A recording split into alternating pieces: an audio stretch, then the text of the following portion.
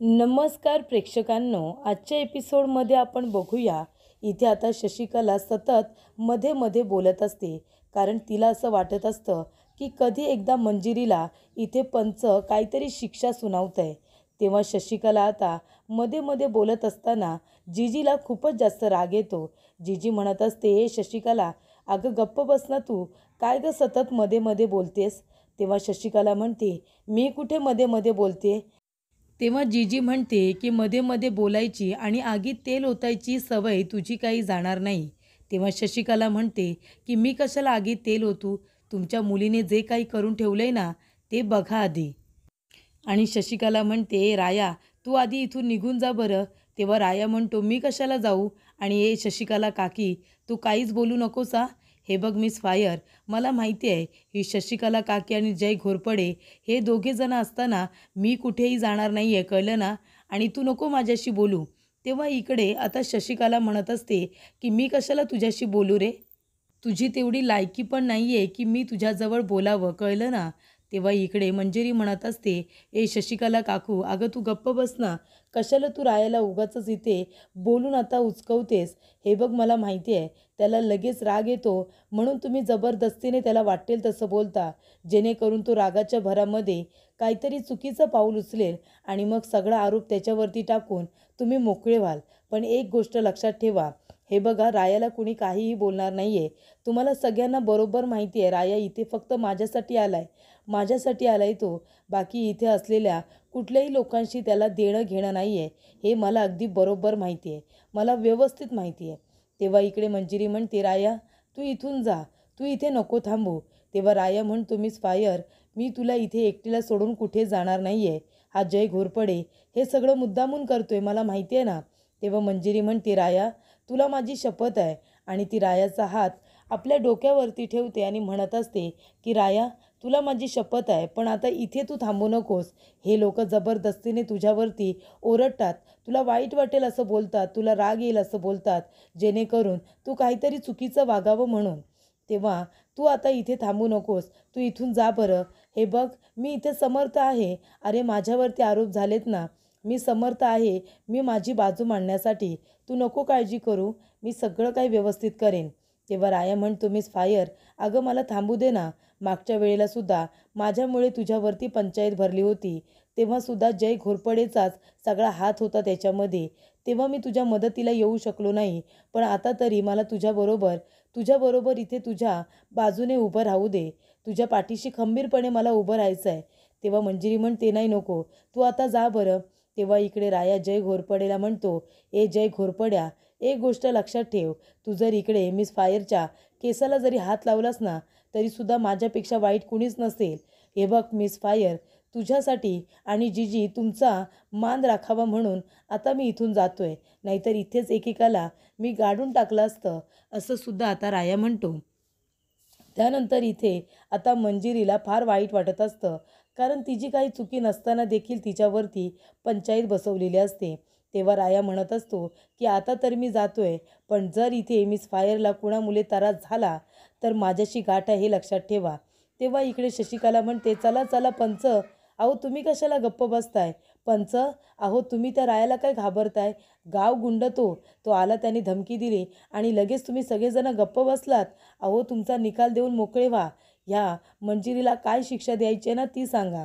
तेव्हा इकडे पंच म्हणत असतात की हे बघा, मंजिरी आपल्या गावातली मुलगी आहे. मंजिरीवरती इथे तिच्या नानांनी आणि जिजींनी चांगले संस्कार केलेत. आपल्याला सुद्धा माहिती आहे ती कधी अशी चुकीची वागेल, या गोष्टीवरती आमचासुद्धा विश्वास बसत नाही आहे. त्याच्यामुळे गावातली मुलगी म्हणून आपण तिला एकदा फक्त समजावून सांगूया, परत तिच्याकडून अशी चूक होणार नाही. तेव्हा इकडे जय घोरपडे म्हणत असतो, अहो पंच, हे काय बोलताय तुम्ही. गावातली मुलगी म्हणून पक्षपातीपणा करताय का. म्हणजे तिच्यावरती चांगले संस्कार झालेत, ती कधी चुकीची वागू शकत नाही असं तुम्ही म्हणताय. मग चुकीचं कोण वागणार, मी वागतो का चुकीचं. माझ्याबरोबर तिने वाईट केले, चुकीचं केलं आहे, मग मुलीला एक न्याय आणि मुलाला एक न्याय का. आता माझ्या जागी जर कुठली मुलगी असती तर तुम्ही त्या मुलाला माफ केलं असतं का. नसतं केलं, मला माहिती आहे. तेव्हा आता पक्षपातीपणा करू नका आणि तुम्ही मंजिरीला शिक्षा करा. तेव्हा इकडे आता पंच म्हणत असतात, अहो पण तिने काही चुकीचं केलेलं नाही आहे, जे आपण बघितलं त्याच्यावरती विश्वास ठेवायचा का. तेव्हा इथे गावातली माणसं म्हणत असतात, नाहीतर काय, मंजिरी चुकीचं कधीच वागणार नाही. ती अशी मुलगी नाहीच आहे. ती नेहमी सगळ्यांचा आदर करते आणि ह्या अशा वाईट गोष्टींकडे तिचं अजिबात कधीच लक्ष नसतं. तेव्हा इकडे आता डिफिकल्ट त्याचबरोबर डंक्या सगळेजण मंजिरीची बाजू घेत असतात. म्हणजे एका मुलाने, जय घोरपडेने एका मुलीवरती आरोप केलेला असतो आणि काही मुलंच असतात, काही माणसंच असतात जे मंजिरीच्या बाजूने असतात. तेव्हा इकडे आता ते लोक म्हणतात की नाही नाही पंच, मंजिरीला शिक्षा करू नका. मंजिरी कधी चुकीचं वागेल या गोष्टीवरती आमचा विश्वास बसत नाही. तेव्हा जय घोरपडे म्हणतो, पंच हे काय बोलताय तुम्ही? म्हणजे तुम्ही इकडे सरळ सरळ मंजिरीची बाजू घेताय. तेव्हा पंच म्हणतो, असं नाही आहे, पण मंजिरीला आम्ही लहानपणापासून ओळखतो. ती कशी वागू शकते आणि कशी नाही हे आम्हाला बरोबर माहिती आहे. ती चुकीचं कधीच वागणार नाही आहे. तिची बाजू काय आहे ती समजून घ्यायला नको का? तेव्हा इकडे आता जय म्हणतो की ठीक आहे, आपण एक काम करूया. जय आता एक चहाचा ग्लास उचलतो आणि तो खाली टाकतो. तेव्हा तो चहाचा ग्लास फुटतो. पंच म्हणतात, हे काय करताय तुम्ही? चहाचा ग्लास का फोडलात तुम्ही?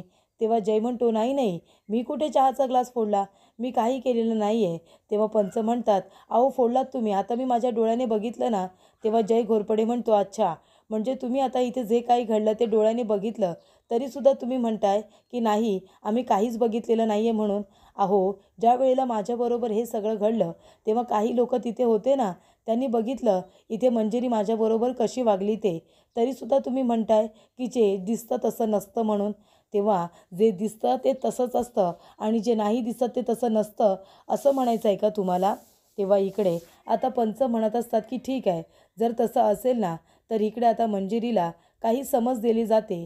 तिला शिक्षा सुनावली जाणार नाही, कारण तिने इतका मोठा काहीही गुन्हा केलेला नाही आहे. ती कधीही एवढी चुकीची वागू शकत नाही. तेव्हा आता पंच निकाल देणार आहे. तेव्हा इकडे शशिकला म्हणत असते, ए जय घोरपडे, किती नीच माणूस आहेस रे तू.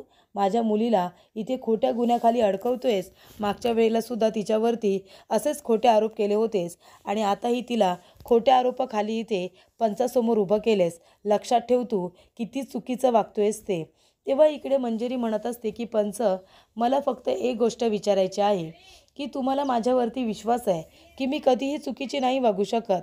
मग तुम्ही या माणसाच्या बोलण्यावरती विश्वास ठेवू नका, कारण मी तुम्हाला इथे खरं सांगते, मी काहीही चुकीचं वागलेलं नाही आहे आणि जर मी चुकीची असेल तर तुम्ही नक्की मला शिक्षा द्या. पण तुम्ही ह्या जय घोरपडेच्या बोलण्यावरती विश्वास ठेवण्याआधी माझ्या बाजूने एकदा विचार नक्की करा. या जय घोरपडेने मला मारण्याचा प्रयत्न केला होता. तुम्हाला सगळ्यांना तर माहितीच आहे, याने मला किती वेळा तरी विष देण्याचा प्रयत्न केला आहे. का तर माझ्यावरच्या रागापोटी, आणि हे करून त्याचं पोट भरलं नाही तर आता त्याने मला पंचासमोर उभं केलं आहे. तेव्हा इकडे तुम्ही जो काही निर्णय द्याल तो योग्य रीतीने द्या. तेव्हा इकडे आता पंच म्हणत असतो की मी पक्षपातीपणा अजिबात करणार नाही आहे. जे काही योग्य आहे तेच मी इथे बोलणार आहे. तेव्हा इकडे आता जय घोरपडे म्हणत असतो की याला मी जी काही पंचायतीमध्ये धमकी देऊन आलो आहे, हा काय विसरलाय की काय?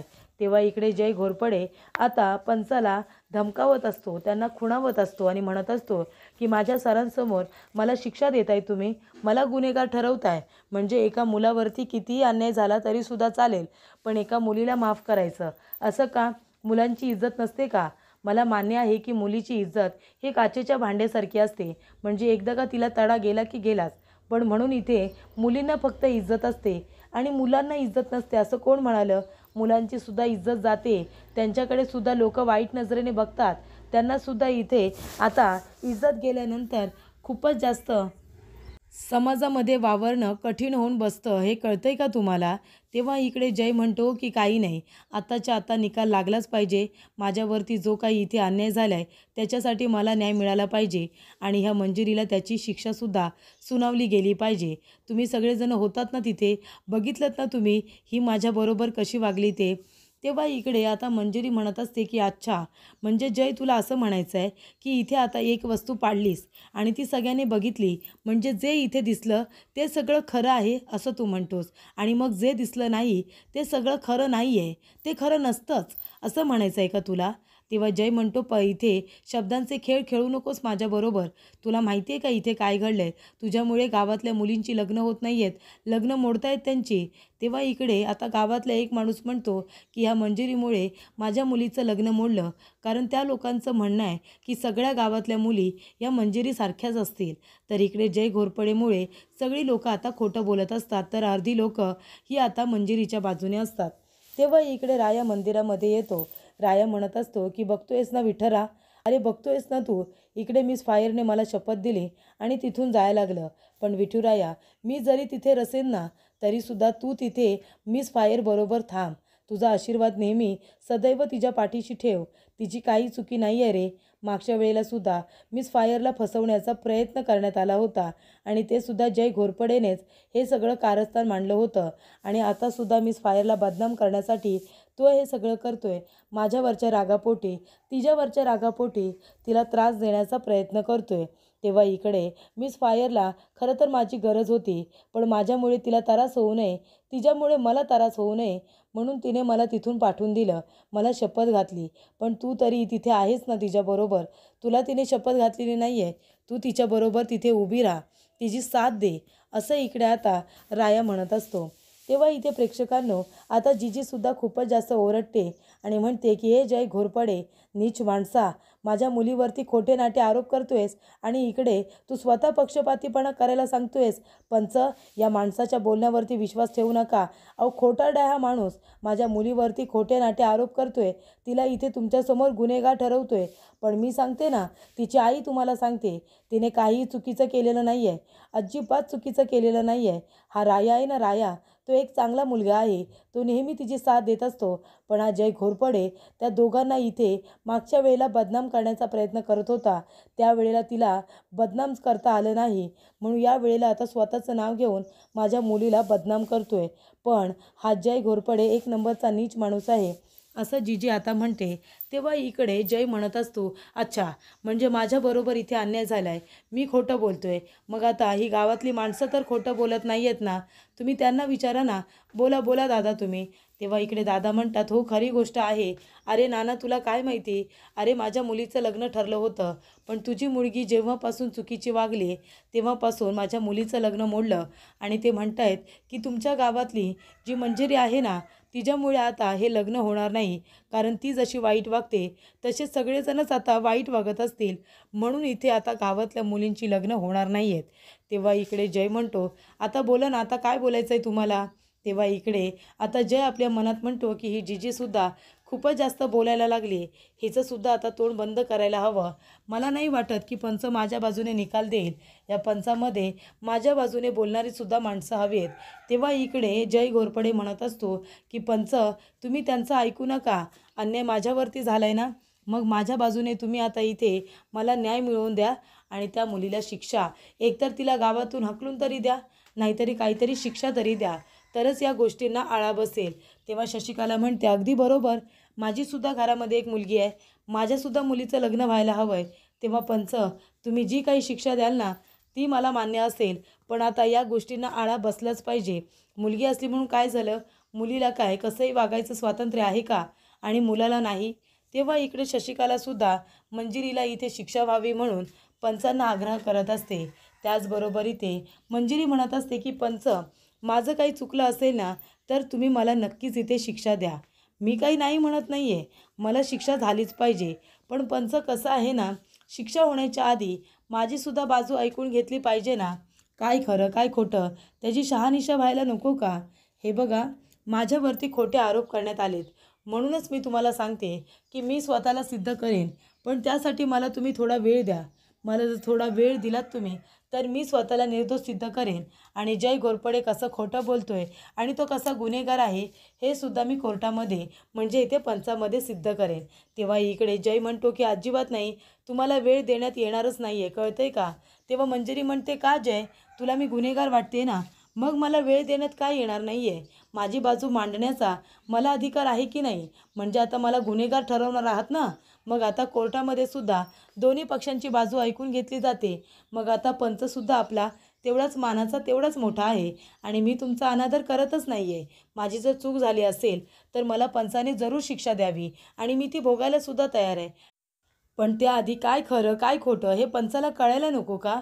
म्हणून पंच, मी स्वतःला निर्दोष सिद्ध करेन, पण त्यासाठी मला थोडा वेळ दिलात तर बरं होईल. तेव्हा जय घोरपडे म्हणतो, कशाला? तुला कशाला वेळ हवाय? पंच, लवकरात लवकर निकाल द्या.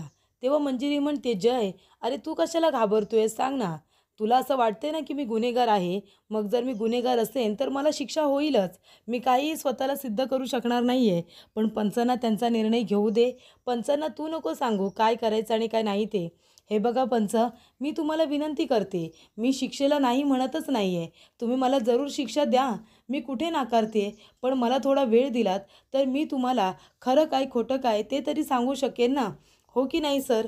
तेव्हा इकडे आता जयचे सरसुद्धा सगळं काही बोलणं सगळ्यांचं ऐकत असतात. तेव्हा इथे जयने आता मुद्दामून त्यांच्या सरांना इथे बोलावलेलं असतं. म्हणजे कसं मी निर्दोष आहे, कसं एक मुलगी माझ्याबरोबर चुकीचं वागली, तिला मी शिक्षा मिळवून दिली, माझ्या बाजूने न्याय झाला, हे सगळं आता इथे जयला आपल्या सरांना सांगायचं असतं. तेव्हा इकडे जीजी म्हणत असते की पंच, माझी मुलगी निर्दोष आहे मला माहिती आहे. पण तरीसुद्धा जय घोरपडेने तिच्यावरती चुकीचे आरोप करून तिच्यावरती पंचायत बसवलेली आहे. पण म्हणूनच मी तुम्हाला विनंती करते की तुम्ही तिला थोडा वेळ द्या. तुम्ही म्हणताय ना की मंजिरी असं कधी वागू शकत नाही. मग तुम्ही इथे आता हा जय घोरपडे त्याची जी काही अधिकार आहे त्याचा गैरवापर करतोय.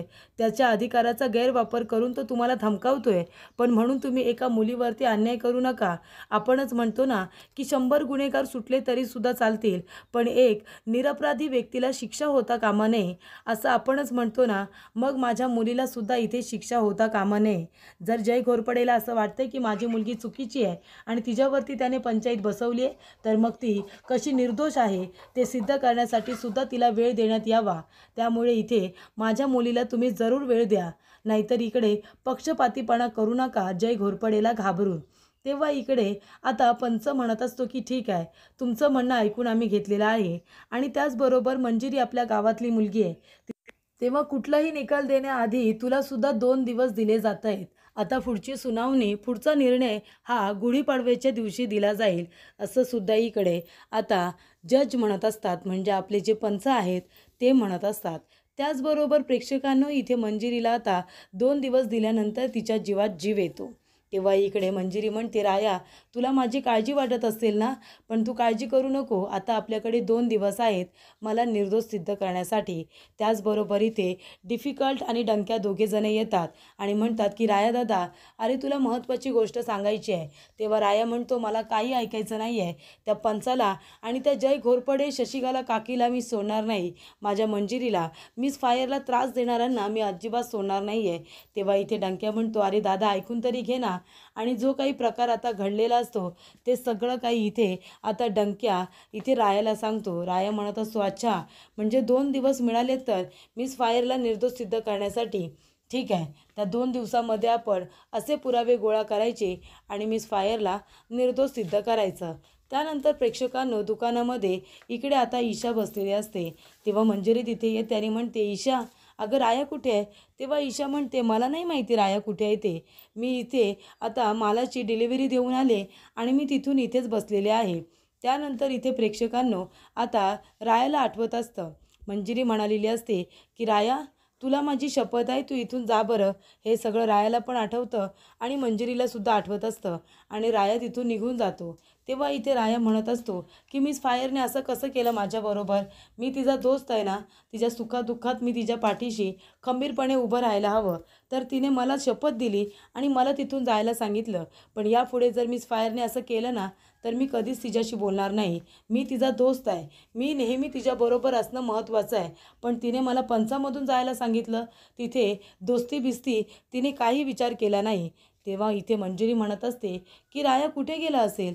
त्याचा फोन पण लागत नाही आहे. त्याला राग आला असेल का मी त्याला जायला सांगितलं म्हणून? त्याला महत्त्वाची गोष्ट सांगायची आहे, असं मंजिरी म्हणते. त्याचबरोबर इथे प्रेक्षकांनो, पुढील भागामध्ये आपण बघूया मंजिरी, राया आणि ईशा यांनी प्लॅन केलेला असतो. त्याच्यामध्ये इथे आता जयचा खरा चेहरा सगळ्यांच्या समोर आणायचा असतो. त्यामुळे इथे आता ईशा धावत पळत जाणार. काही लोक तिचा पाठलाग करणार आणि तेव्हा जय घोरपडेसुद्धा त्यांच्या मागोमाग जाणार. तेव्हा इकडे आता ईशा जयला मिठी मारते आणि म्हणते, सोड मला, सोड मला. तेव्हा इकडे गावकरी जमा होतात.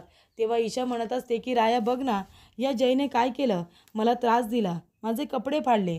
तेव्हा इकडे गावकरी म्हणतात की आता याला चांगला धडा शिकवायचा.